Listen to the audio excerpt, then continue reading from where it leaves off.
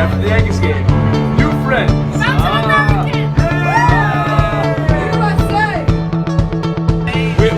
Amazing. What's amazing? Traffic? Traffic is amazing.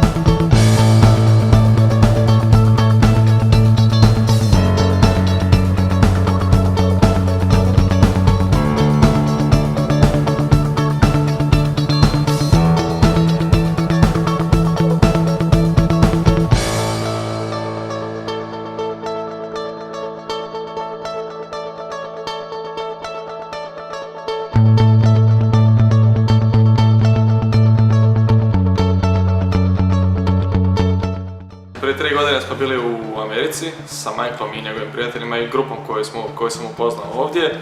Bilo nam je super, bili smo 17 dana i posjetili smo 4 velika grada, Tucson, Las Vegas, Phoenix i Los Angeles. Meni osobno su najbolje bile utakmice i gradovi općenito i također svima bi to htio preporučiti, znači općenito cijeli put sa Michaelom.